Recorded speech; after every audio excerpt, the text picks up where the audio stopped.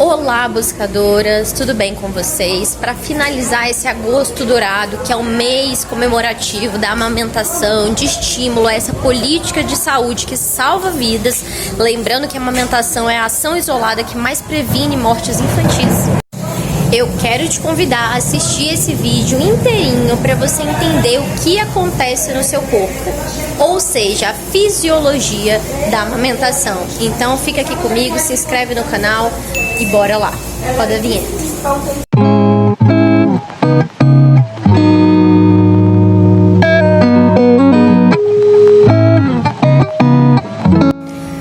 Começar, a nossa mama começa a se desenvolver lá na nossa puberdade, que é aquele momento, né, do nosso começo de ciclo hormonal, ciclos hormonais sexuais ali mais presentes no nosso corpo e diversas modificações. Quando a gente fala de mama ali na puberdade, a gente já começa com a mamogênese. Então, todas as mulheres ali na idade, né, da sua puberdade vão passar por esse período de transformação aí das mamas, de mais maturação dessas mamas, que é a mamogênese. E a mamogênese tem alguns graus. Eu até brinco que eu parei ali no 3, né, no grau 3 mais ou menos. Mas brincadeiras à parte, né, cada mulher tem uma anatomia diferenciada. Essa mama é composta principalmente de tecido adiposo, de gordura, e ela vai se transformando. Aí, quando a gente fala de gestação, é que a gente realmente fala de uma mama que alcançou a todo vapor a sua maturação. Na gestação, a primeira fase que nós temos ali, né, de transformação dentro de um aspecto da fisiologia, depois que a gente já passou da mamogênese, é a lactogênese. Então agora a gente está falando já de uma mulher que engravidou e a gente tem a lactogênese 1, a lactogênese 2 e a lactogênese 3. Então gravem aí que essas são as fases, né, dentro, quando a gente fala de amamentar, da fisiologia da amamentação. Então lactogênese 1, 2 e 3. A lactogênese 1 começa ali próximo do primeiro trimestre, tá? Os níveis hormonais da mulher vão subindo. Os principais hormônios envolvidos nessas transformações são a progesterona, a prolactina, a ocitocina, alguns hormônios inclusive da tireoide que participam, tá? Dessa produção ali já de caseína e tudo mais, e até hormônios relacionados também à insulina. Então, nessa lactogênese 1, a mama já começa a se alterar. Essa mama fica maior, o volume já aumenta, né? As gestantes podem observar isso, inclusive algumas veias assim, né, que aparecem nos seios, que é a rede de Halley. E também nós temos a areola secundária, que é o sinal de Hunt, né? Que é o mamilo, ele começa a ficar um pouco mais escurecido. E nós temos ainda também os tubérculos de Montgomery, que são pequenas glândulas que começam a aparecer mais devido a toda essa questão hormonal na gestação. E esses sinais são sinais tidos como sinais de presunção da gravidez, inclusive. Então, quando a gente fala dessas transformações iniciais, tá? Dessa produção, dessa caseína, dessa quantidade de leite ali, a hipertrofia da mama, da quantidade de alvéolos mamários. Então, a gente está falando de uma fábrica que está se preparando, porque sabe que está vindo muito serviço por aí. E aí, então, começa ali por volta das 16 semanas. A segunda fase só começa com a dequitação, a saída da placenta. E aí a gente vai para a lactogênese 2. Na lactogênese 2, né, um principal evento que acontece é a questão da saída da placenta. E com a saída da placenta, a queda abrupta do lactogênio placentário. Esse lactogênio placentário, como o próprio nome já diz, né, um hormônio ali produzido pela placenta, ele é o principal hormônio inibidor, né, dessa ejeção do leite. Então, por que o leite não sai na gestação? Ou ele sai, mas só gotinhas em algumas mulheres, né, ali no final da gestação, principalmente durante relação sexual, é muito comum, porque a ocitocina é o hormônio do amor, das relações sexuais, do orgasmo, e ela também faz esse leite sair um pouquinho ali das mamas, tá? Porque nós temos em volta dos alvéolos uma camadinha mioepitelial, ou seja, de músculo, né? Os alvéolos mamários são como se fossem vários cachinhos de uva. E aí a ocitocina age ali, aperta um pouquinho e pode ejetar um pouco de leite, tá? Então na lactogênese 2, a gente tem a saída da placenta na dequitação, a queda do lactogênio placentário e então acaba sumindo esse fator inibidor da ejeção do leite. E aí o colostro vem, tá? Então a gente entra na segunda fase.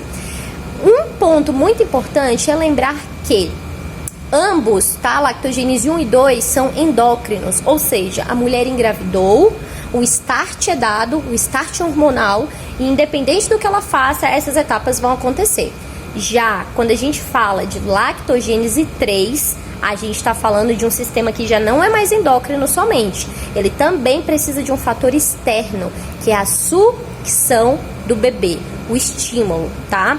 Então, voltando um pouquinho, ainda quando a gente fala em lactogênese 2, alguns fatores podem atrasar esse processo. Por exemplo, a ausência de trabalho de parto, tá? Então, não teve esse aviso aí pro organismo.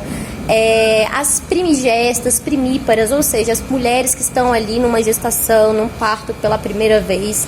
Então, essas mulheres também podem requerer um pouco mais de tempo para o seu organismo, né, dar uma resposta hormonal mais efetiva na produção do colostro.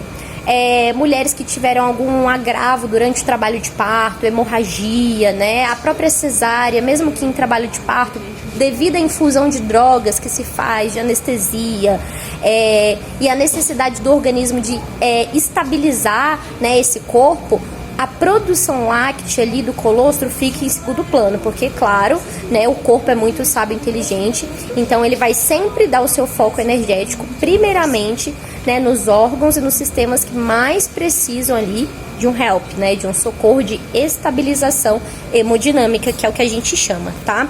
Então, há alguns fatores, sim, que podem atrasar essa lactogênese 2.